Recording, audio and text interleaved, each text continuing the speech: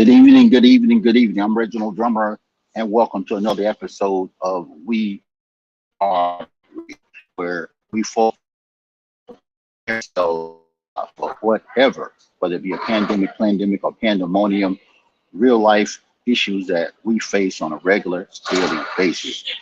We say, if you're ready, you don't have to get ready. I encourage everyone to like, share, subscribe, and hit that notification button over here at Square Mile Media Atlanta so that you'll have um, information and you'll be notified whenever our shows come on board. For everybody out there that join us over on Facebook, come on over to Square Mile Media Atlanta. Tonight our show is one that I'm really excited about. A couple weeks ago, we brought men. We were asked the question, what's on the mind of black men? What's on the minds of black men? And that show went well, but I already knew we had so many calls that people say, well, what about the women? What's on the minds of the black women? Sisters got something to say. So guess what? Tonight is just that show. I have to share my background a little bit. As a male that was raised a lot by women and influenced by women. My mother, matter of fact, I'm a twin. So when we were born, we didn't see our mother. She was in the hospital for about 2 months. So the extended family, my grandmother, my aunts, all of them and their friends and buddies helped raise us. So we've always had a great awareness when it comes down to women, especially black women, knowing what they do, how they do it, and just what they mean for a stable family and a stable community. Tonight, I'm going to be bringing some ladies on board, and we're going to talk about a lot of things. We're going to talk about things from feminism, politics, relationships, culture, mental health, crime, reparations, generational wealth, parental care, adult children, spirituality, retirement, women rights issues, and gender, and a lot more. Now, I'm going to bring these ladies into the fold so I can see them. Ladies, how you all doing tonight? Doing great, Drummer. How are you this evening? And how are you? Uh, have my out there, Ms. Sharia Thomas, who's been with us before. One of my regular co-hosts, Ms. Sylvia Hayes for my Power Thoughts and Good News at Prime Time. Miss Kathy Wilson Johnson, the well-seasoned poet, Sister Victoria X. We worked on many projects together. My sister, Miss Tracy Harris, Miss Tricia Bailey, entrepreneur up in North Carolina, Dr. Eric Beasley T, our political voice, Miss Angela Nurse, another sister that's been helping and socializing and getting us involved.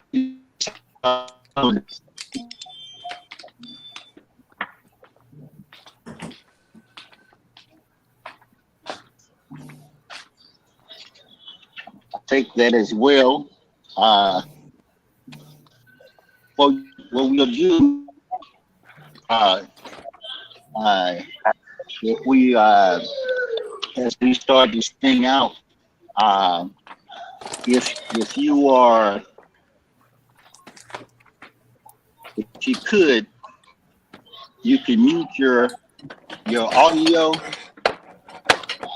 and just when I bring you on, you say something then, okay? Because somebody's got a little feedback back there, okay? Okay. But we'll put your you'll be in because y'all got a lot to say, okay?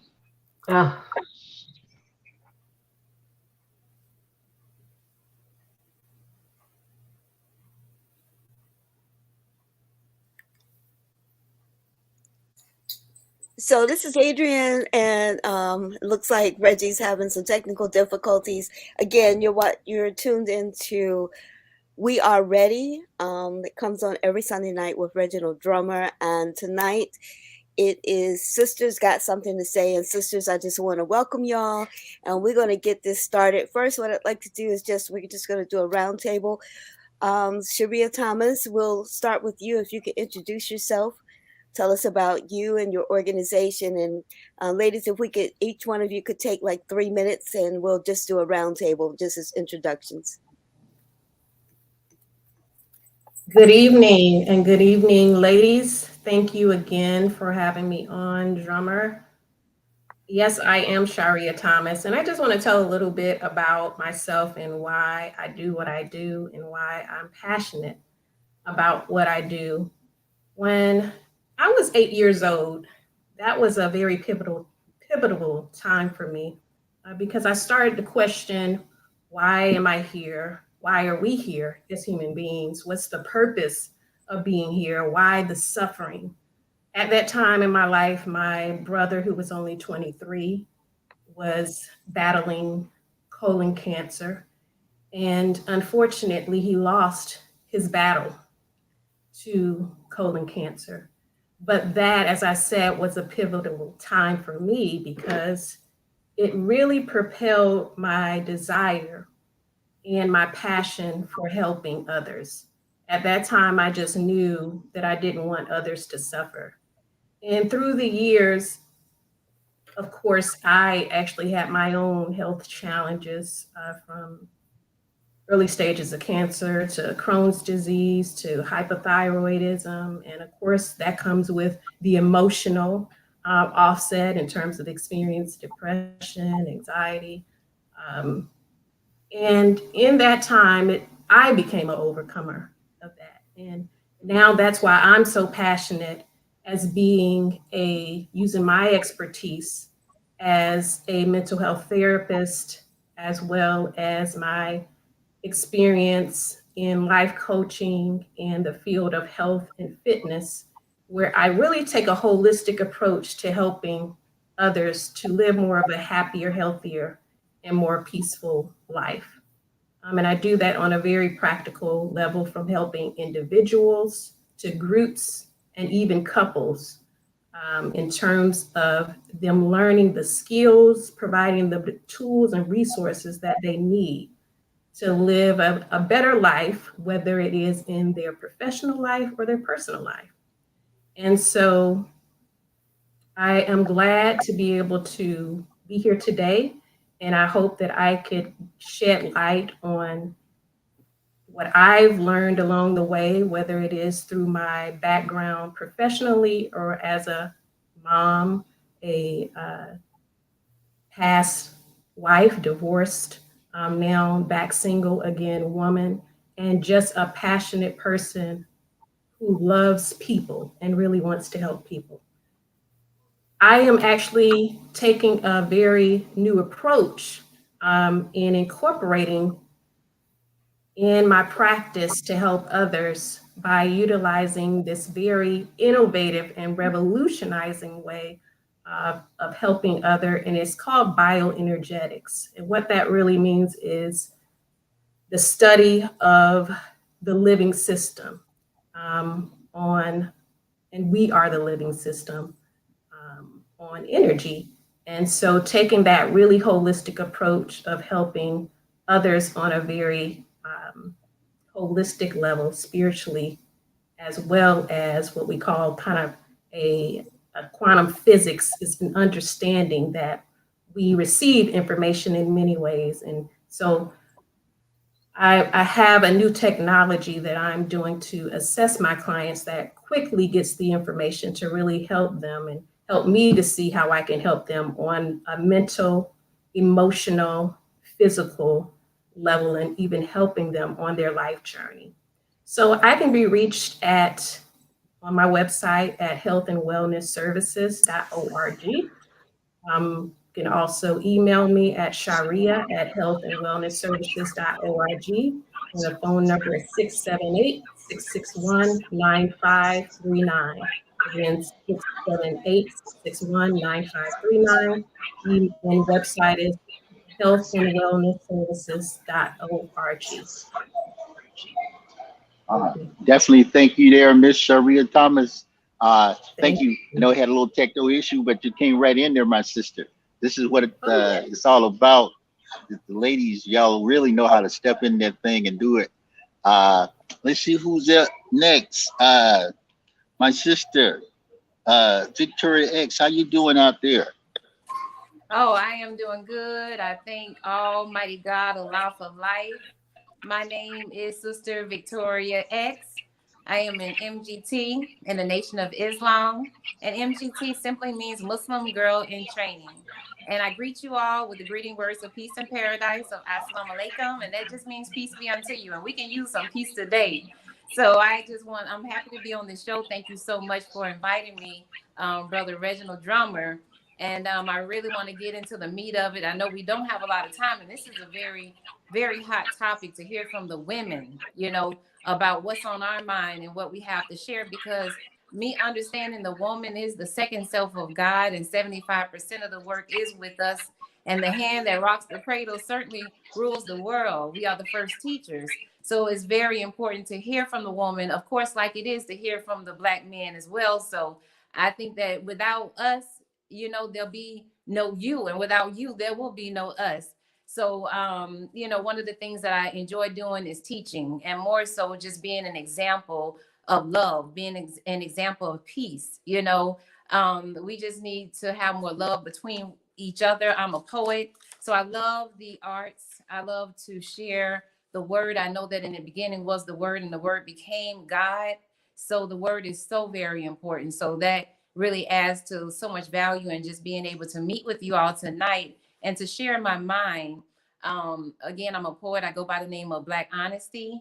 I have a YouTube channel that I'm working on now. I should actually be premiering the first show in the first week of February, but I'll keep you all posted on that. You can contact me on TikTok, Black Honesty, and then also on Facebook, Victoria X Whipple. So that's what I have so far for my contact information.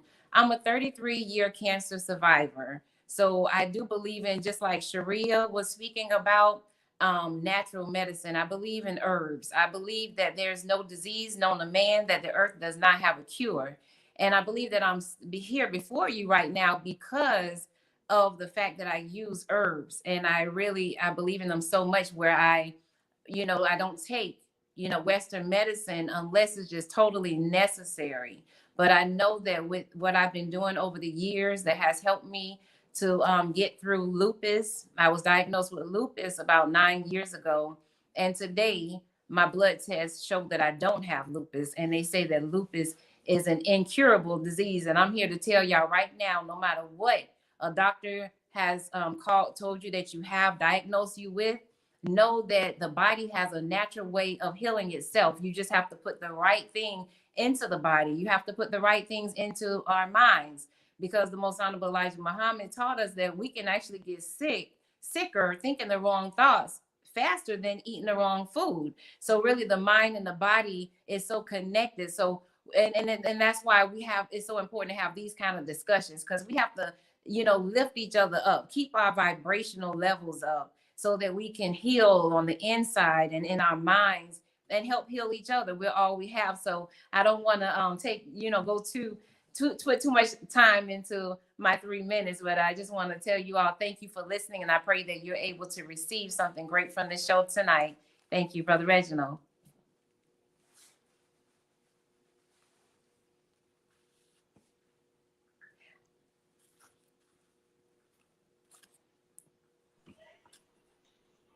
Is your mic open?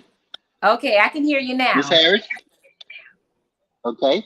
Let's just say, Tracy Harris, share with us who you are, what you do, and what brings you to the conversation this evening. All right. Well, as you said, my name is Tracy Harris. By profession, I am a executive travel counselor with American Express. I've been with them 35 years, book travel for people that have the American Express Centurion card, also known as the Black Card. My passion is volunteering and bringing people together. I think that's all a part of my nurturing spirit. And I also became a caregiver. Not something that was planned or thought of. It just kind of fell into my lap, and I just run with it. That's like I said, part of the of being a woman. We, when situations happen, uh, we don't just let them happen. We take it and we go with it. So that's where I am right now. I work from home, which has been a blessing because since I am a caregiver for my dad who has dementia, that worked things out for me in doing that. So, and in my nurturing spirit, I guess you can say I like bringing people together, where there be family, friends. I also have a theater group called my Play Sisters, and I like to share the arts with people. A lot of times we like to do things, but a lot of times if someone is not coordinated, you don't do it. So uh, kind of just fell into doing a theater group where we have a group of women and we go see plays, and then we uh, fellowship either before or afterwards. And it's just nice to be in a situation where you have women who from all walks of life, and it's not like the stereotypical thing you see on television on these reality shows where when women get together they're acting crazy and fighting and fussing and cussing. And we just like I said, women from all walks of life that get along, share a passion for the arts, and just have a good time. So that's kind of me in a nutshell there. And just thank you for inviting me to be a part of your forum here. Thank you indeed, there, Miss Tracy. Uh, Dr. Sharon Beasley Teague, how you doing out there this evening? I'm doing fine. How you doing? Oh, great. I can't complain. All right, I can't either. God is truly able. And thank you for having me on your show. And thank you to all the ladies for being willing to participate. This is really an awesome evening.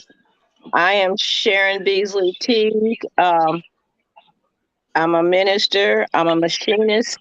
Over 40 years as International Association of Machinists. I'm a legislator emeritus in the state of Georgia. I was a legislator for 28 years, a community activist, and I lobbied for a lot of the community things that we needed, and still need in our community here. I live in South Fulton, so we are a new city. So, work with people that ask for help. But I'm with you tonight to talk about politics. So when you have time, when it gets back to me, that's what I'm going to talk about, who we need to elect. Thank you. Ooh. Thank you, my sister. And I always thank you for getting us involved down at the Georgia Legislative Dome. Miss Angela Nurse, how you doing, my sister? Let me unmute myself. Hey, drummer, I'm good. How are you doing? And thanks for inviting me. Doing great. Good, yes, ma'am. Good. So this is Tell us a different little for bit me. about yourself. Not used to participating in this type of thing, but I'm happy to be here. Like drummer said, my name is Angela Nurse, and just a little bit about me. I'm originally born and raised in Canada. Montreal specifically, and then lived in Ontario and Toronto for many years before immigrating to the States. I've been here, over 25 years now. I am a breast cancer survivor, was diagnosed when I was my early 40s, and I'm currently battling a second diagnosis of that disease, but it's going well, I'm doing well. And for work, I've worked in corporate America probably over 20 years, primarily in business-to-business sales. In 2008, I was laid off at the economic downturn, like a lot of other people, and became an entrepreneur. That worked out well because, like Tracy, at that time, my mom wasn't doing well, and I had moved her in with me where she lived, and I cared for her for about the last 5 years of her life. became an entrepreneur, had a payroll service company, selling to small businesses, doing their payroll. And then I moved on and got involved in real estate investing. And that's what I've been doing from about 2016 until present, though I am looking to kind of pivot a little bit now. But basically, that's what I've been doing, especially during the pandemic. It was very beneficial because it was something I could do from home and still make a living and support myself. Through that, I also enjoy networking, meeting other people. And as an investor who has been at it for a few years now, I also like to share with the new younger investors, help them with training. I think one of the most important things to do in our community is to leave a legacy. And unfortunately, that all too often doesn't happen, which is what creates, well, one of the things that helps create such a wealth gap in the Black community. So that's what I'd like to do. And I'm looking forward to hearing from all the ladies. Thank you for having me. And thank you all for being here as well. All right, thank you. Miss Kathy Wilson Johnson, my homegirl. How you doing, sister? I am well, drummer. How are you? Doing great. Good. I am Kathy Tell them a Wilson little. Johnson. Huh? I am Kathy Go ahead. Wilson Johnson, also known as the well-seasoned poet. I am a professional poet. I write and perform poetry, my own original poetry. Prior to this, I was in banking for 17 years and discovered that I really wanted to be in education. So after 17 years in banking, I moved to the DeKalb County School District, where I retired 2 years, well, about a year and a half ago. I went to the school system because I have a love for students, for children.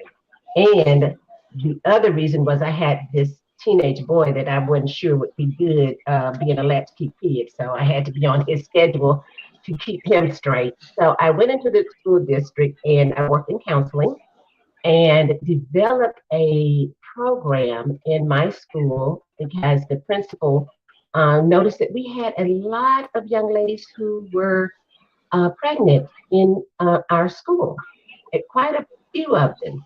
And he wanted to devise a program that would give our girls more self-esteem and give them the tools they need to navigate high school before becoming a parent. So he started this group and called it Young Ladies of Purpose. So I was the director of Young Ladies of Purpose for 20 years, and we served at-risk girls. We didn't even speak the cream of the crop because the cream of the crop pretty much had who they needed and what they needed. So we sought girls who would not ordinarily be considered for these type programs. And it was a program that taught etiquette, ladylike behavior, college preparedness, resume writing, interview skills, just all the life skills that young ladies need as they embark on young adulthood. And we discovered that many of our girls who may not have had the opportunity to go to college, of those girls, 80% of them went to college. 100% of them graduated with no children. And I'm a big advocate for Albany State University. Reginald knows that. And so many of them had the opportunity to go to Albany State. And so we still stay in touch because now we're all in the Alumni Association together. And not only that, I have events at my house to bring them back together to show other young ladies, you know, that you're from this place and you can do this too. Another program I worked with was the DeKalb County Juvenile Justice System. I worked with the Journey Jewels program there, where young ladies had been incarcerated, and this was part of their rehabilitation. And it was pretty much the same type program to raise their self-esteem and give them the life skills and help them understand how to handle conflict without altercations. So those are the things that I did. I have retired. Prior to retiring, my first husband was diagnosed with cancer, and I became his caregiver. We lost him in a matter of months from his diagnosis to his passing, which left me with a middle school little boy that I had to figure out how to raise. And happy to say both of the boys are doing good. And I did find love again, and I remarried to a most wonderful man.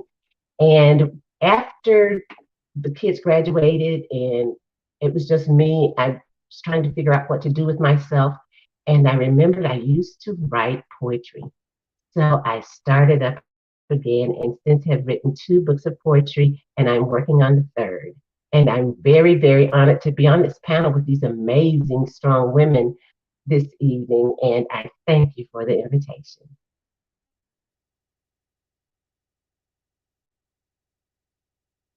Haley, how you doing, my sister? Up in North Carolina. Hi, Reginald. How's everyone doing? Great. Doing great. Okay. I kind of lost my voice a little bit from this weekend, but I'm gonna try to get through this, y'all.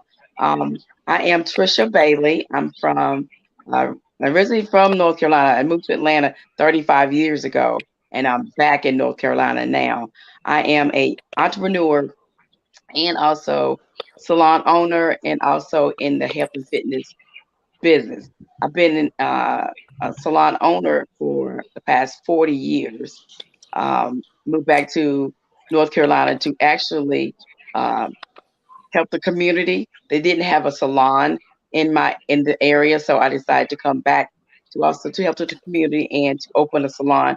So I have a hair salon and hair loss clinic here in North Carolina, which is doing very well. Um, Loving what I'm doing, loving helping the people, and also I just recently got voted for Lifetime Achievement Award in Atlanta for hair and beauty icon, which is I'm very, very proud of. So, like I said, I've been in the industry for a long time, been in the fitness industry for 20 years. So I combine hair and fitness together to form the industry, the salon that I'm working in now. So I'm up here in North Carolina now and, running my business here. Thank you, thank you. And Miss Sylvia Hayes, the award-winning co-host of Good News at Prime Time and Power Thoughts. How you doing? Share with us. I know you're always on the other side of the mic, but tell us a little bit about yourself, what you're doing, and what your plans are, all those things. Okay.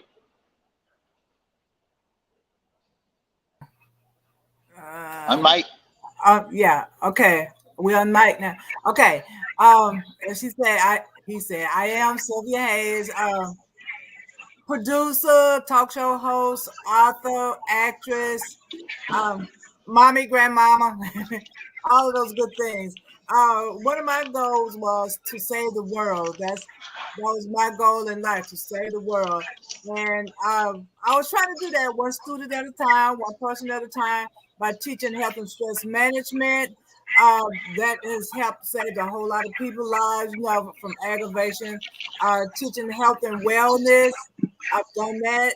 And I got a job as a school bus driver to teach the kids power thoughts. I realized that a lot of kids do not get the same advisement that my kids get. And I wanted everybody to be right. And I know that my life was going to be in their hands one day. And I wanted them to have the right attitude and all of that kind of stuff. So I got a job as a bus driver teaching power thoughts. And it has helped them so much. It encouraged them to do the right thing, to think before they act, to get better grades, to show respect, to love everybody, and all of those things. So everybody who read that book is they are empowered. I even had a grandmother to read my book, and she became empowered. So everybody who read my book is empowered. I don't have too much to say. I am an owner. I have 2 businesses. Reliable Team Media is a production company, and we've created a show called the Church Ladies Cooking Show some of you probably have seen it already, the Church Ladies Cooking Show. You can see it on YouTube, Courage TV, shoot, Amazon Fire. I don't know where else. It's a bunch of places. It's there. You can see it. The Church Ladies Cooking Show. If nothing else, you can see it on Amazon. Okay, not Amazon. YouTube. If nothing else, you can see it on YouTube. And I also have my own company, Alive and Kicking Productions. You know, because I am a senior citizen and I am alive and kicking. So my company is Alive and Kicking Productions. And I do video, whatever's needed. So that's about it for me. Entertainment, that's all I've ever done. Well, for the most part, I've been in the entertainment all my life. I've done a lot of stuff. You probably see me in movies like what? Night School. You know, what else? It's a bunch of movies. I can't even think of them. But I've done a bunch of movies, done storytelling, I've sung in the past. I'm a well-rounded person. Let's do it like that. And I love supporting women because they think women are weaklings and they're not. So I'm a very good supporter of women. And that's what I have to say today. Thank you. And thank you all the ladies. I know some ladies couldn't get in. If any of you ladies have to leave, got a clear spot with them. Normally I have my other device so I can see what's in the chat. But, you know, if you heard my story earlier about situation with my mother, so we were raised by a community of women, my grandmother, my aunts, everybody. So I've always had a high level of respect for women. And Miss Kathy will probably tell you, if you knew my mother, you know, I mean, we was like choir boys. It wasn't nothing, you know, she laid it down like that. But one of the questions that I had for the women, any of the ladies can get in there. I know sometimes they say the black woman is too strict, too out of control. But how do you feel about the stereotypes of the modern day black woman? Okay, if you don't mind, I can jump out there first with that.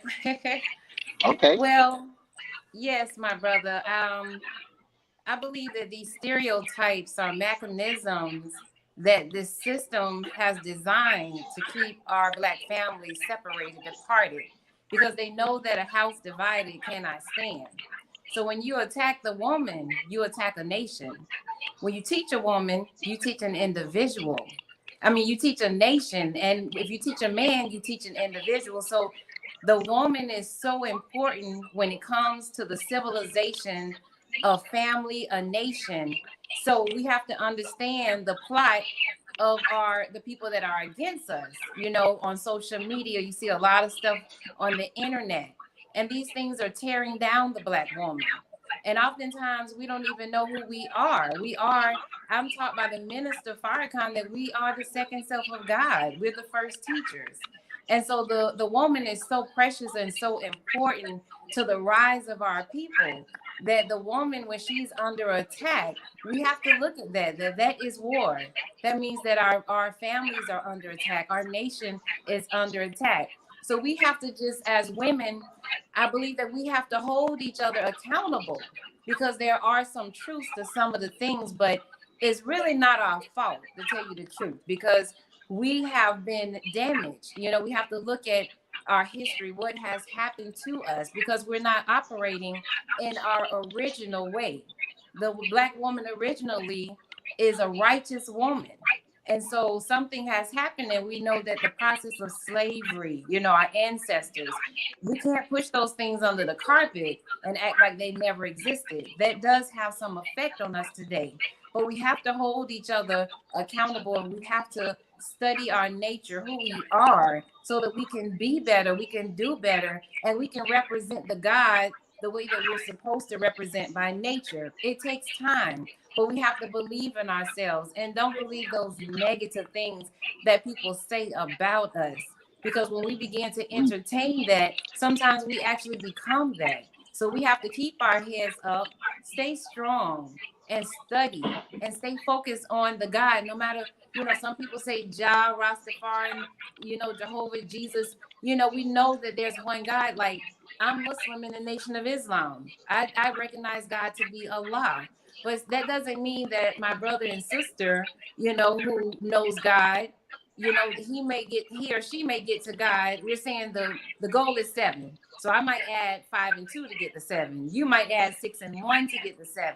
And somebody else may just say 0 and 7 to get the 7. But our goal is getting to 7. So we have to see the uniqueness about ourselves, and then also collect on and build on what we can agree on, and unite as a people. We need each other, and we definitely need the Black woman, and we need to believe in ourselves. I mean, I can go on and on about that subject, but I know we don't have enough time. But I just wanted to jump right out there and share something about that. Do not believe the hype. You women are so beautiful. We have so much to contribute. We are so valuable. We just have to recognize our values. Thank you, Sister Ed. I think women have been beat down so much and men expect them to lay low and dormant, that when a woman decides to stand and rise, that's when men feel taken back, or some other women who still laying dormant, who are taken back, saying she's beside herself or something like that. But women, they get tired of being beat down. They get tired of saying you can't do. They get tired. They want to rise. And a lot of women put everything else in front of themselves. They put their children in front of themselves. They put their spouses in front of themselves. They put their parents sometime in front of themselves. But then when a woman decides to stand up, hey, I am for me, then some people have a problem with that. I'm not going to let you talk me down. Then they got a problem with that. So I think it's more an inferior thing. Even though there might be some women who might feel, top notch and all of that, but I think some of it may be inferior, or they didn't expect that from a woman, because women's supposed to be dumb, passive and all of that. Everybody don't want to be that way. They're tired of being passive. They're tired of being walked on. So it's time for them to stand up. And when we have a strong women, some people are intimidated. So that's where I think part of it is coming from, them being intimidated and not expecting that to come from a woman. But like I said, some women are just tired and they want to rise.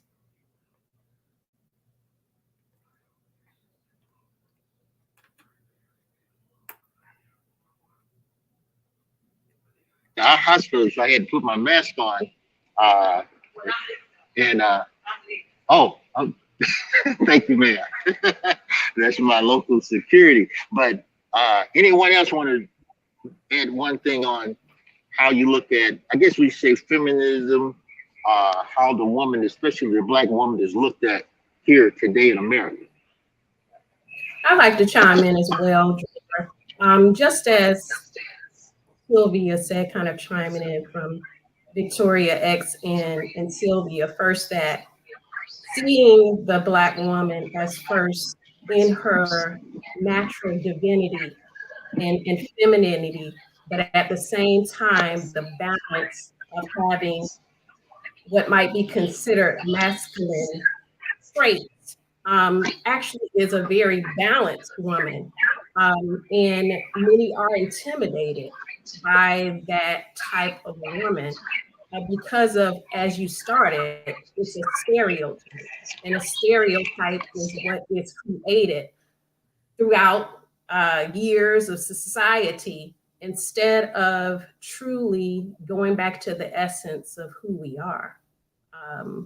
And the more that as women we stand and band together on, first, the level of respect that we have for ourselves, the level of respect that we have for our men, and start to demonstrate that more, and not so much give into this, what's perpetuated by television, by the media, but really being able to connect more to the qualities that we know will help to build ourselves up, which is cooperating more to one another, being able to demonstrate and have more collaboration, so that it is up to us really to demonstrate that, to show more up in areas that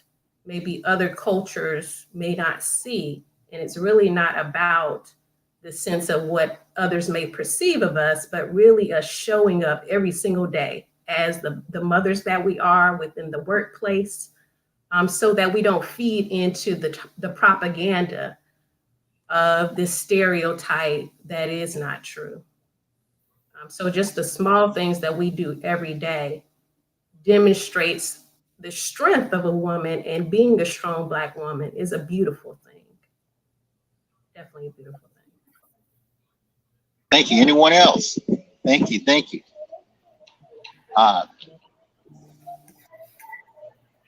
Was that someone? I had another question because, and I noticed I'm here with my lady friend Letitia that's in the hospital. And like I said, with my mother, when she was having us, and she was in the hospital for about two months during my twin brother and my birth. But I noticed the sisterhood of women. There's two sisters here, Miss Tracy and Angela. You're great friends of my lady friend Letitia, and I noticed a lot of the ladies, you all have had health challenges, and you have overcome them, or you have had people in your family that had health challenges. What I know they say Black women are strong, but what gives you so strength to fight? Whether it's a disease that attacks your body, or if it's something that attacks your significant other, but what gives you that strength? What do you say that comes from? I see one question. Thanks for that, Ms. Chase. We need to change the narrative. If you continue to keep focusing on negative stereotypes, please talk about all the incredible women who are making it happen. Financial planners, strong Black chefs, etc. But that's a good thing. But also with you ladies, what's giving you your strength to keep on going in spite of all these odds? I think we as women have always, especially Black women, has always had to just take care of things. We have been, and like you said, when you and Gregory were born, there was a village of women who took care of you until your mother could. That has always been who we've been. We have been those women who would stand in the gap for other mothers. And I think it may have even been born out of necessity, because we had to be for each other what we could not find for ourselves, if that makes any sense. And we have always had that. Well, as far as I know, the women I have grown up with and the women who raised me have always been those women who just made things happen, made something out of nothing. I didn't even know, when my family was struggling, because my mother was always on top of everything. And with that example, that led me to be that person that, when something's happening and maybe there's a lack, or maybe there's a need, or something going on in somebody else's family, if I can stand in and help that family, that's what I'm going to do. And I just think that's a part of our culture, that we have always been those people who could make things happen, or something out of nothing. And I agree with Sister Kathy, what she's saying. A lot of that strength comes out of our experiences, Right? The trials that we've been through, Mm-hmm. and knowing that the God has brought us through that. And we all may have a different name, like I said earlier, who we call God, But I think the Black woman in our culture, because we are the mothers of civilization, we have a certain connection to God, you know? And it's like the trials that we have experienced, sometimes it has been where we know that we would not have gotten through whatever we went through if it wasn't for a God. So it Yes. helps to increase our faith. And so Mm-hmm. as the faith is being increased and you're going through the trials with your health, like I have, it was faith and knowing that the God has brought me through what I've been through in the past. So surely he can get me through this. So it made me to have a certain type of strength within to know that I'm going to be okay, that he's going to direct me. He's going to give me what I need and he won't put more on me than I can bear. And so with that, I would begin to share information with my sisters, with people to be able to help them because I love serving, especially the Black man and woman, because I know we need it the most. You know, we're deprived of so much, even with each other. Like we don't understand that we can actually heal each other of different things that's going on. Sometimes it's a kind word that can, you know, you can hear that word and it can spark energy and give you life, you know. So we have to understand our importance to each other, that we can heal each other. You can give someone some advice that somebody else gave you. You might think that advice is just for you, but no, you might walk up on somebody that's going through something and say, you know what, somebody just told me that, I'm going to share this, you know what I'm saying, and each one teach one. So that's what has gotten me through my personal struggles with health, just knowing, just having that faith that God has brought me through and that he's going to see me through, having that personal relationship, you know, with the God, understanding how important prayer is. We have to talk to the God today. And I don't want to, you know, because I know a lot of us are not religious. I'm not really a religious person either. It's just, you know, with me, Islam is a way of life. And so because I understand that, I try to, you know, treat others the way I want to be treated. And so I believe that the minister Farrakhan said that's the best religion. He said treating others the way you want to be treated. So that's what I believe. And I think that in that we heal each other just by being loving to one another, just by being open to share information, you know, to give each other resolutions to the problems that we face, you know, letting each other know that you're not alone and whatever you're facing, I'm your sister, I'm your friend, I got your back, I'm here for you. And I really believe that, you know, that's the type of sister that I am. And I want all my sisters on the panel to know that, and those who are out there listening, you know, Sister Victoria is your sister for real, for real. And I don't care what your background is, your religious walk, you know, we are one and we have so much more in common than what our differences are. So we just have to continue to build together as a sisterhood and strengthen that sisterhood and tighten our ranks, you know, because we are really going through a lot. We are being attacked. And, you know, there's a lot of darkness in the world today, and we need to continue to spread the light of love and laughter amongst each other so we can get through this.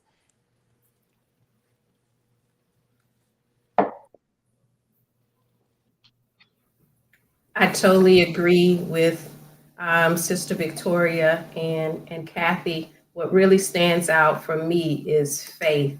Does not matter, just as Sister Victoria said, in regards to what faith we may follow.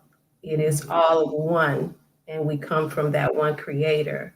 And I know that from my background, being the youngest of 9 children, and my parents, who both were a team and cooperated together to ensure that they demonstrated that we could overcome anything, whether it was with our health concerns, any challenges, if we had values and principles. And the sense of whether it is blood related or just the camaraderie of these ladies here on this call in this show today is knowing that we have support. And it's so essential to have that level of positive support, being able to know that there's someone who stands beside you when you need that. We come from, if we go back from our ancestors to those that were enslaved, versus those that created first man, and we were kings and queens. And so it is in our bloodline, it is in our DNA to have resiliency. So where does that strength come from? Our DNA. It's within us. We were created. And so if we stick to and we remember who we are, then we can follow through on those basic principles. Whatever religion, it is the spiritual principles of love, understanding, reasoning, peace. And so that is very universal to our Caucasian sisters, our Asian sisters, does not matter what color we are. That gives us the strength of unity. So that's why I see in terms of the strength of us as a people. And I agree with that as well. We get it from our ancestors. Things that my grandmother passed when I was 10, but I still remember her things that she taught my mom that she passed on to me, whether it be self-esteem. I know growing up, I was very slim, or they used to say skinny then, but my mother would say, she taught me, they're going to pick on you because you're tall and you're skinny. But it's what they said, it's not what people call you, it's what you answer to. So, she always just, taught me that self-esteem about, not being what someone called me or what someone thought of me. So, and I passed that on to my daughter. So those are things that are, like I said, and then the next generation takes it to the next level. Again, like with I grew up in Gary, Indiana, and grew up in a church, and I still have relationships and friendships. I was in Girl Scouts, and we just, my mother sent me a photo of one of our old scout leaders. She turned 104 years old yesterday, and they had a party for her. And they always call me the ones that keeps everybody together, because there's a group of us that live here. We grew up in the church together. Now we all have migrated here to Georgia. We may not speak often, but if one needs something, or we're going to be there. We're going to rally for each other, because that's how we were raised, and we, pass that on. And, as Reginald said, our friend Letitia was ill. We passed that information. I said, hey, this is what's going on. And I passed it on, information on to our friends, and they rallied in. Like I said, we may not talk often, but there's that bond, and then there's that love. And that's, the things that were taught to us, and we're there for one another. And so it's just like I said, it's a special thing that we pass on. There's strength in numbers. I may not have this or that, but I'm going to be there for you, whether it's, to come over and do something physically for you, or to just give you encouragement. If I have this, then you have that. So again, we just, support one another. And like I said, these things that are, like I said, they're taught, and the next generation just takes it to the next level. So it's just a special bond that we have. And like I said, it's learned, it's passed on, and like I said, taken to the next level for the next generation. And we just have to continue it, because like you say, you see so many things that are lost along the way. But again, it's up to us and us to instill it in the next generation. I know they say sometimes that women are catty, but let a woman get in distress, you have a whole flock of women joining in to protect them. Because I remember when I was in school, there was this girl who was in a domestic abuse situation. We would lock the school to make sure that God didn't come in to bother her. Someone would walk her home or take her home to make sure that nothing happened. Look, I've even gone to somebody's house to get somebody when they were in a domestic abuse situation. So we're there for you. Women, they stick together and let a woman have a baby. Everybody want to give advice or hand some diapers or something. They're there for them. If they're sick, they're there to support them and let somebody die. Somebody cooking food, anything you need, they're there for them. If you're in the hospital, I'll babysit your kids for you. They're there for you. Women are supportive of each other. So I love being a woman, and I love the bond that we have because we're there for each other. You're having a party, what can I do for you? Happy birthday. If you're sick, they call you to see how you're doing, check up on you. Women, they cook food and take it to the sick people. They're there. Women, they're phenomenal. And I love the bond that women have, because I know when I was pregnant, I craved chitlins. Lady from the church came over with a big old thing of chitlins. She cleaned it and cooked it for me. I had my chitlins. So there's a bond, and if something is bothering you, they're gonna protect you. When they just like a hen. Have you ever seen a hen with biddies? Don't get close to those biddies. They clawing at you, they chasing you away.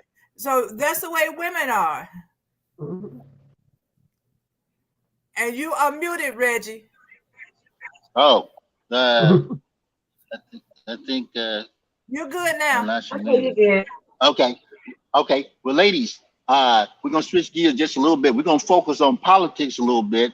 I want to do that, but also I got another young lady, Miss Carla Anderson.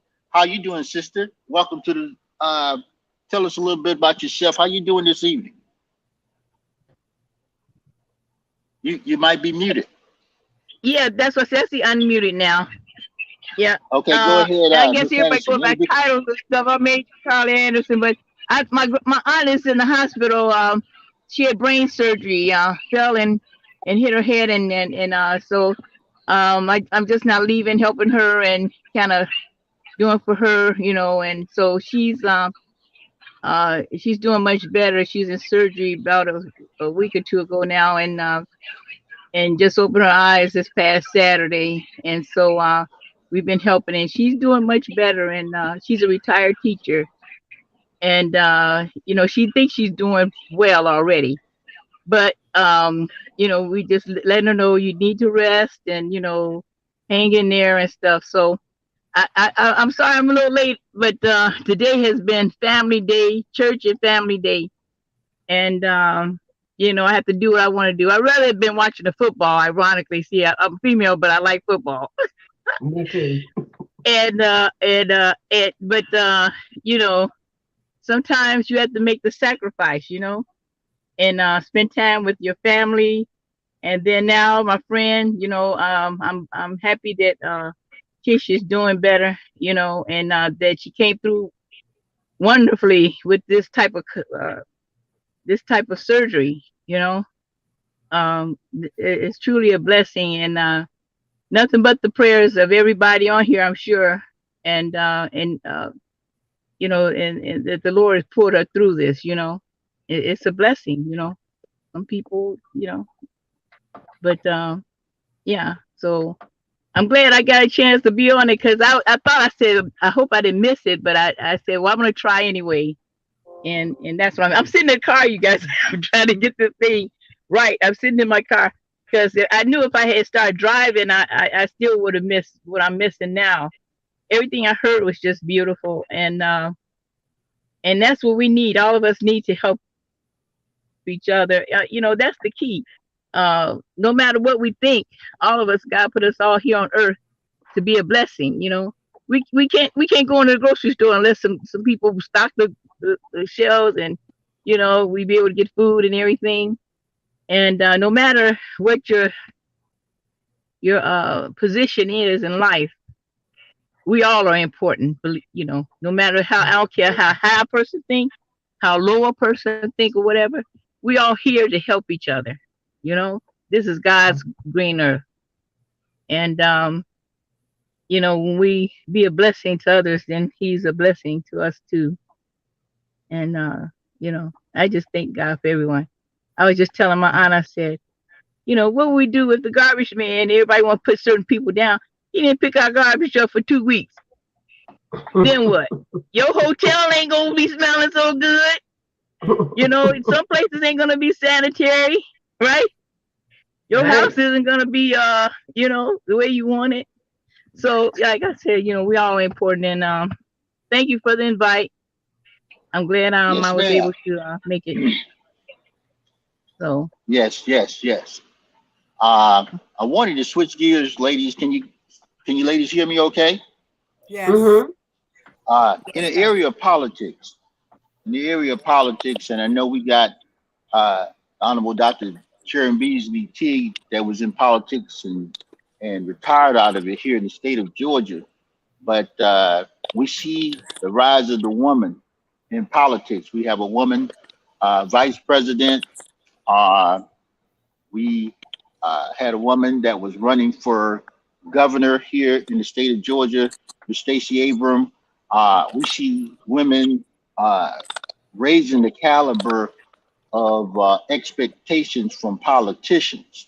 But maybe starting with you, Dr. T, maybe you can share some things, some insight that as a woman that you expect from our political leaders, especially when it comes down to the rights of women. Okay. The only way in Georgia at this particular time that we can get anything restored to the women in Georgia, everybody needs to try to call at least 100 people in the state of Georgia to make sure they have voted for Raphael Warnock. Anything else, you won't get that. So all I have to say about the rights of women, if they don't get the men out to vote, and the women and anybody over 18 years old, explain if they want their rights restored that we did have, and to make sure that our rights aren't lost anymore, we need to vote for people like Raphael Warnock to ensure that. Because if the president don't have the extra votes he need in the Senate, everything would be voided. They would go into all types of things that's not necessary. It would look like President Obama's administration. You get nothing. So that's my take on the rights for women. You have to get out here and do something. We've been organizing for a long time.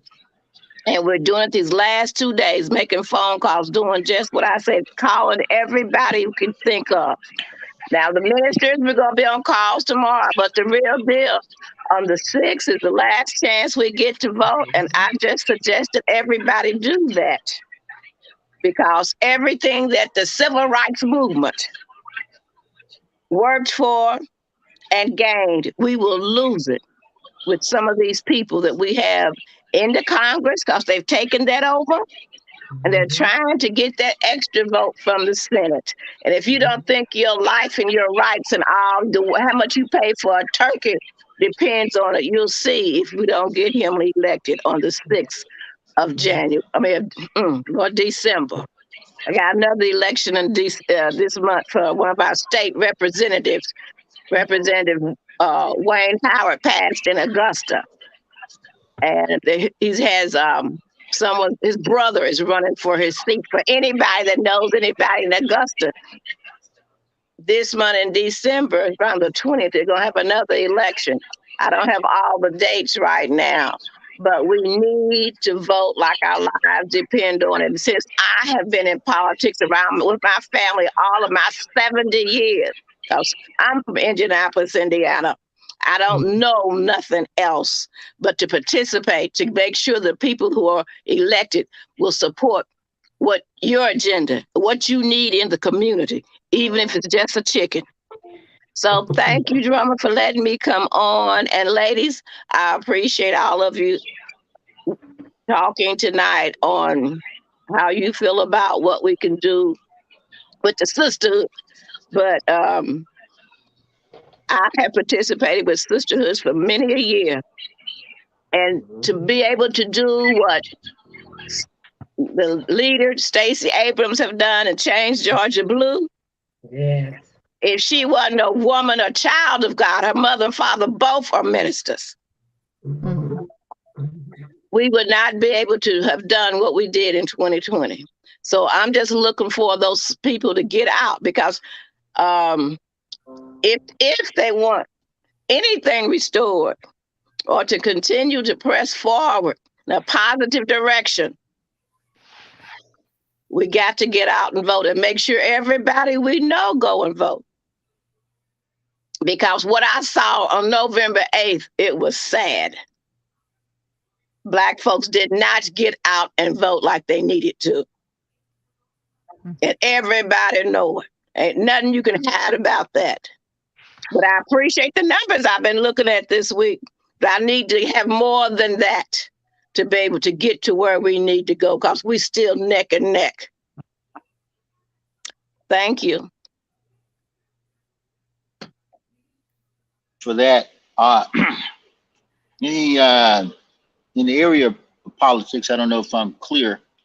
In the area of politics, I think it's going to be very important.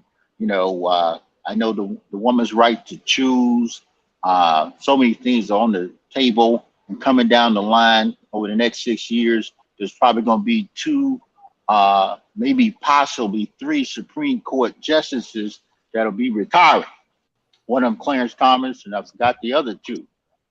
So it's going to be critical that we get some type of leadership up there. But anyone else on, when it comes down to politics, what are you thinking about? What's on your mind as a woman? Well, 6 years. Right now, we can't go any further than 2 years until we get President Biden reelected. So if the Republican Party get more votes in the Senate like they did in the House, well, none of that work. See, so it's midterms are so important. And I mean, the people have seen that. But in our community, we don't participate in the midterms like we should. Okay. But all of this, in politics, determines whether you lived on Earth and who you lived as, which is a birth certificate, and when you died that you were here, that's a death certificate. And all those people that sign them are in politics. So Wow. if, it's sad that people don't understand that if you live in America, politics has something to do with all of that. Even who records your deeds, the person that keeps the deeds when you buy property, that's a person that's been elected to transfer your deeds and keep your record straight so that you can possibly have a legacy for your family. If you leave it to your family and the taxes don't take it from you, or the state don't take it from you, or some other entity. But to make sure it's clear, it's a person that's involved in politics to record your deeds and tell you what's attached to them. So there's no aspect of life, even in the church. You have politics. People are elected to this post, that post, or appointed. I just left the bishop of the AME, or the former bishop of the AME church.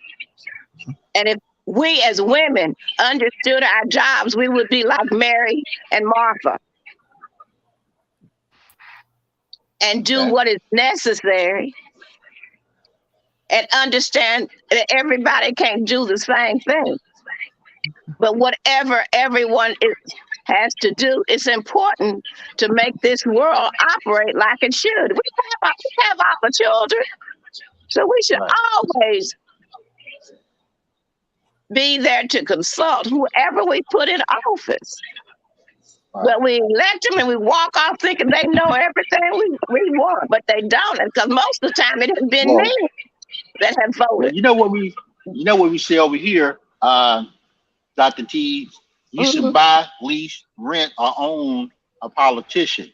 Oh, And we have to be like other people in this country. You put some money on the table, and you can hold them accountable, and they'll bend whatever needs to be bent or make whatever needs to be made. But the other area I wanted to talk about, we talked about generational wealth. And as a Hey, woman Reggie. here, ma'am, Yeah, hey Reggie, who is this is that? Adrian. If I could, I want to while we got Dr. Sharon, I would like to ask a question. Okay, go ahead. So, Dr. Sharon, first of all, thanks everybody for being here tonight. Dr. Sharon, I want to ask you, could you share with us when you started your career in politics? And if you could talk to us and share with us your experiences as a Black woman in politics and what lessons or have you learned in that journey? but what time is the show going off? Okay, well we can do that. We're gonna schedule you to come back and share that with the community. Oh Okay? yeah, we go. Yeah, that'll be part two. Yes. Okay, that'll work. Thank you. Okay. All right, Reggie. Well, yes, ma'am. Well, in the area of generational wealth, and I know some of you ladies have programs, entrepreneurship, and things of that nature. But when you look at what, as a Black woman, to close the wealth gap, I was just talking to a lady, and she was saying she was going to leave part of her inheritance to a niece or a distant cousin. But when you look at us, and I know sometimes, especially Black family, being that women are the heads of household, what are some of the things, whether it be through ownership of a business or whatever, what are you doing to ensure that the next generation prospers financially? Okay, drama. This is Sharon Beasley T. First of Yes, ma'am. all, we have to make sure that we have wills, living wills, that we have assigned everything that we need to assign uh, for the persons that we want, and they have to be alive when you die if you assign something to somebody to be the administrator of it. So that's why people use attorneys, because I see a lot of women that are Mm, well-to-do, even millionaires, that when it comes to a question about who gets what, all the paperwork isn't always found. Example, Aretha Franklin. Oh, When she yeah. died, I think took over a year. But she had the mm, funeral together, honey. There was over 30-something mortuary directors there and over 100 pink Cadillacs. Everything that was made known happened, except for when it come to the money, there was no paperwork found till later on. wow. So you can put your trust in something else, but the real deal, it won't work. Then the attorneys are going to charge them all the money that they want to. There's no cap on it, so there'll be less left for the family. Also, Right. when you get sick, the reason you have to have a living will is because you get sick and you can't talk for yourself. If somebody steps up to Mm, do it, all of your siblings have to sign off on it. That's an You're right. attorney That's fee. true. That's so much money until when you wake up, you're going to be on everybody around the table and you didn't have nothing to do with it. So right. that's what I mean. Yeah. When talking about a legacy, first, to me, you would have to get the groundwork done and make sure whatever it is you want to leave to somebody, the way you want to leave it, and be sure about it. And it's not a free situation. But to please do that, because I Right. know women went into nursing homes, the caretaker, not the caretaker, but the administrator died, and because the attorneys will come back and ask for a raise every day. But the real deal Right. is when she died, she was poor. She Well, told you wasn't that much in the nursing home. well, I'm anyone sorry. else? I mean, what are you? That's good. Thank you, Dr. T. But what are you doing to ensure, uh, somewhat whether it be financial legacy or some type of forward movement for you and your family? I mean, whether it's a business, anything that you're doing out there now to ensure, as the queen mother of your family, to make sure that that next generation be in a better position. Yes. Well, I'd like to okay. say, if you don't mind, oftentimes Black families, we're so focused on surviving that we don't have generational wealth. Like, we're not leaving stuff for our children, and we do have to correct that, because our children, they suffer when we don't think ahead, when we're not planning. So one of the things that I'm personally doing right now, and I know that we all have our own gifts and talents and ways that we can make money and generational wealth for our family. I'm actually writing a book, and I'm believing that that's a book that a lot of people will purchase, and then maybe it would inspire my sons. I have 4 sons, and they have their own gifts and talents, but I want to let them see mommy really being successful, like money wise, just really being just truly successful. And I think that once they see that, it inspires them, and they can carry that baton or carry that torch further, because they are our future. But we have to set that example for them and leave stuff for them. So with all of our gifts and talents, we can monetize, and so that's what I'm working on. I know it's a little late, but it's better late than never. So we can get started on something today. Just look at, what it is that you can offer of your gifts and talents, and how you can serve others with that and make money by doing it. We all have something to bring to the table, and our children need us to do this. Okay, can I say something? Or is it? Yes, ma'am. Can I be heard? This is Carla. Okay, one key thing I can say is, I'm an insurance agent, and that is one thing that people need to get. Whether you're younger or old, before you die, because there's a lot of people who pass away, and folks got to come up with some money to bury folks. And it's very important. I've seen people think good things happen, and I've seen some bad things happen. And and I think that's key. I mean, we all need insurance coverage, in many ways, whether it's car, health, you different things, long-term care. Some people don't think about that one. That usually happens when you get older, when you have some place to stay. In the event that your health declines and you can't do for yourself, and you have to be put in assisted living or some type of healthcare facility, nursing. That's down the road. But if you, whatever you can do, the biggest thing I feel, health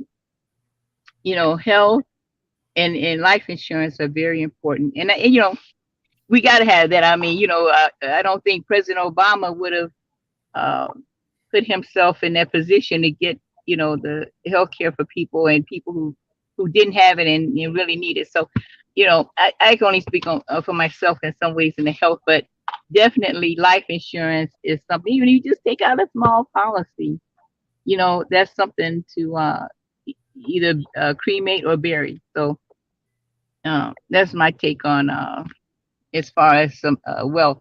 I mean, naturally, you want wealth in other ways too, to leave a legacy or something for your family, your children. Even says in the Bible to, that it's good for a person to leave, generational wealth, monies to their children, children's children. So, I mean, it's important, but like I said, I guess in my field of work, life insurance is very important, I have something. A lot of when we're talking about generational wealth, a lot of people say, "Well, I'm going to leave my house to the kids." Kids may have a house on their own, but then sometimes when people, the elders, they say, "I need money," they'll do this reverse mortgage, and then they're thinking that their kids going to get this house when they die. But then all this money that they have gotten, it has to be paid back in order for the right. order for the kids to receive that money, the house. So Right. I want you to think about that too. Reverse mortgage isn't all it is caked up to be, unless you just don't want to leave the house to the kids. You just want to give it to the bank or whoever. That's one thing. But reverse house is a good way to have that generational wealth, because they can take that house and rent it out, and everybody make a little taste of money, pay the gas bill or something with it, with the rent of the house. But if you do this reverse mortgage, you don't have control of it until you pay all that money back. I just want to add that 2 cents in there. Mm-hmm. I think I have something to say. In regards to, with Carla, all of the ladies here have said, and kind of make a connection of when we talk about health, when we talk about first prosperity and wealth and health, our health is our wealth. That's the starter, because then we are not able to ensure that we can carry through on a financial to care and ensure that the next generations to come are able to prosper from it. So if we start at the ground level, at the root of first, number one is our health and making our health our wealth, then we can couple on that in terms of it being more on a financial note. I want to just share in terms of course, because my field is health and wellness. For those who may have chimed in a little bit later, I am a mental health therapist, life coach, and lifestyle consultant. I help people with their whole health, mind, body, heart, and soul. And so with our people, African Americans, being more likely to suffer from heart disease, from high blood pressure, putting our priority of our health number one, so that we are able to first each one teach one in terms of being able to pass that information to our children, to our youth, even if they are not related.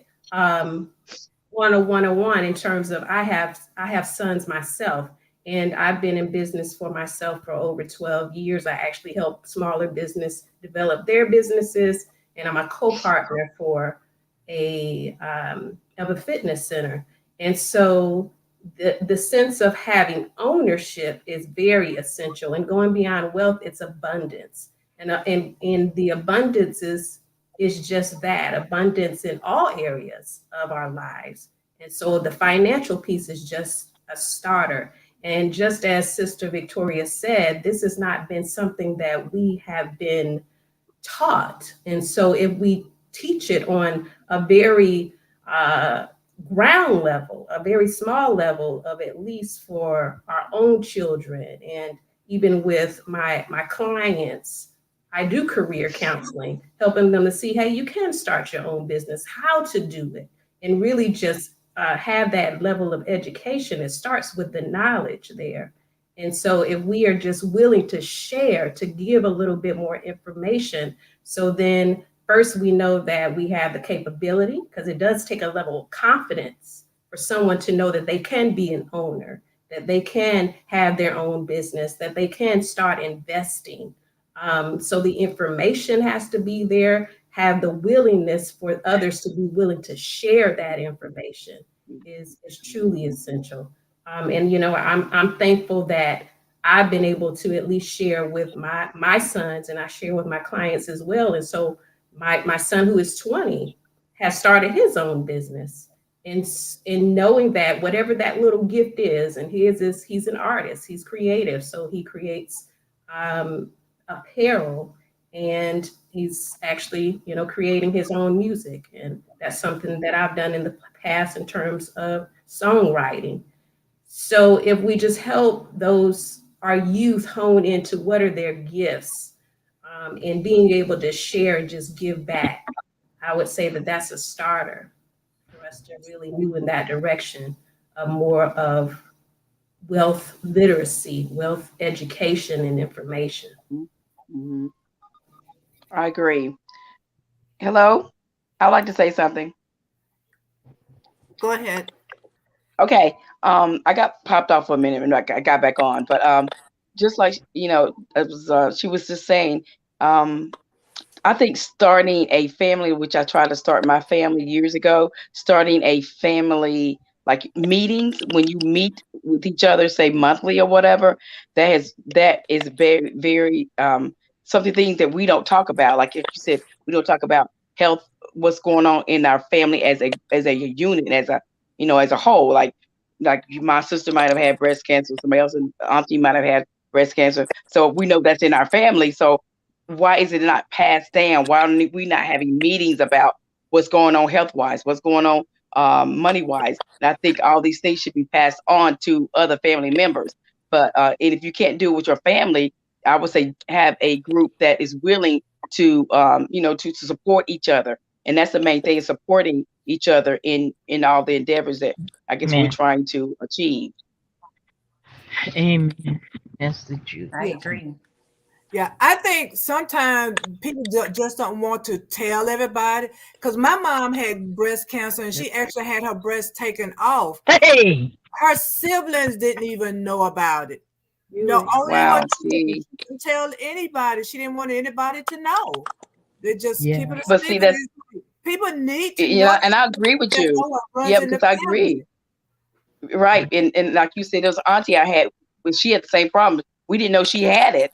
And it was like it would help us, the next generation, to know that what the other person had, so we can kind of protect our own selves, so we can get checked out, make sure we get checked every month. And that's very important for us to pass it on. But like you said, we're so afraid to let someone else know that you have, that problem. But I'm trying to start something myself just in my own community. Okay, let's talk about it. Okay, everybody talk, everybody talks amongst each other, but I think we ought to sit around at a round table and talk, Ladies, I just want to say that you must think about the age and the times in which your aunts and whatnot lived, because you didn't put your information on the street like we do today on all these different media entities.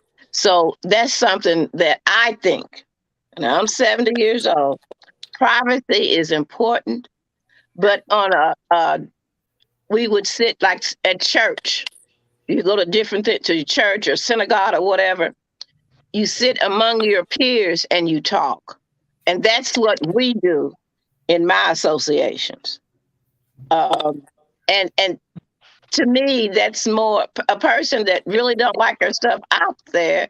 They're able to have confidence in the persons that they're talking to will keep their information and try to help them get through. Like on all of your circles, you have people that help you. And that's important because you know one another. You have a relationship. Mm-hmm. So it's about creating relationships, but not putting it on social media like we do. Amen. You're right. So Exactly. I'm 70, so I may not be the right person, but I know this: I'm not changing mine for the world. Yeah, I definitely agree with Dr. Karen. We have to share with safe people and in the confounds of first, Dr. Sharon, as you shared, there are multiple generations just on this call right now. And so breaking the stigma of being able to have a safe space to share is essential. Yeah. And not just any type of platform, because we want to make it to where we're not just talking, but how are we influencing, how are we creating a purpose, and in terms of where do we go from here and what others can do. So it's not, there is actually an agenda and an objective to it. So Yeah. definitely, Dr. Sharon, I'm with you, and thank you for having that clarity, because with younger generations, there is a level of oversharing or over social media that is unhealthy, and really is not necessary in terms of productiveness and making it so it's helping another. Sometimes it can be counterproductive and really unhealthy and even bullying at times.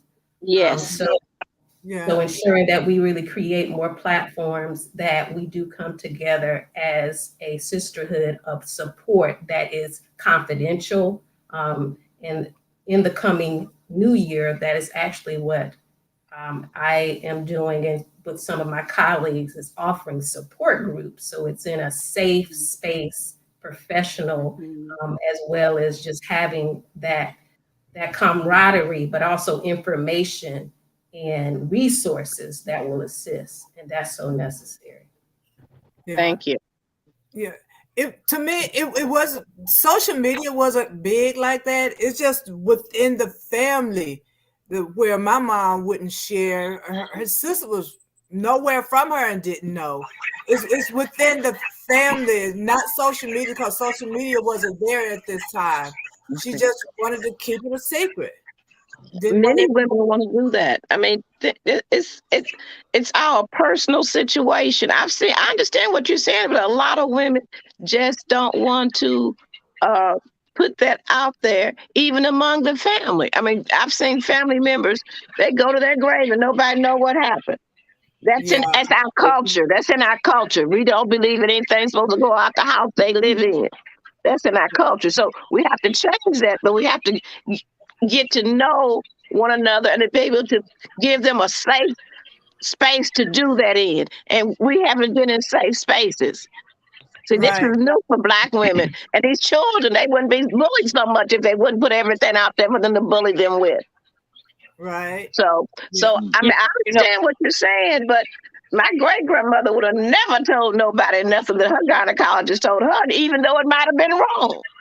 Yeah. Wow. So, Ladies, but you know what? There's always one per. Okay. Ladies, we have to get ready. Can you guys hear me? Okay. Yes. Yes. Yes. We have to come back for part 2. I hope that you share this, but I hope that you have conversations, and I know you all will, within your family, because there are so many things that we touched on and need to touch on. But I think when people in the family, the community, hear the voices of the females, that kind of brings it all together. So definitely want to thank all of you. Give yourselves a thumbs up, a round of applause, a pat on the back. That's one thing, one interjection real quick. Yeah, I know it. Can I make one interjection real quick? Yeah. What is Hello? that? It's called, I just want to say there's always one person, somebody that an elderly person would trust. And I think that at some point, we even, no matter what, they will usually entrust or say something. And it's usually a person who's always there, or a person they're always talking about. There's always somebody. And then the reason I know, because I'm in that situation in my life now. And, we have to, get that person to help out in some way, to find out what our grandparents and whoever, will trust to do the business or whatever they need to do. So that's key right there. Who is the person that person trusts? And I've seen it, and I know about it personally. So that's it. That's all. That's how you get the person to talk. Who do they trust? Amen. Ooh. Well, ladies, definitely thank you. I don't know if was she ready with one, but Miss Kathy Wilson, do you have a poem that you can leave us with, some type of sisterhood thing or something? Yes. It's entitled New Crown. And it's a poem of encouragement, so I hope it encourages someone.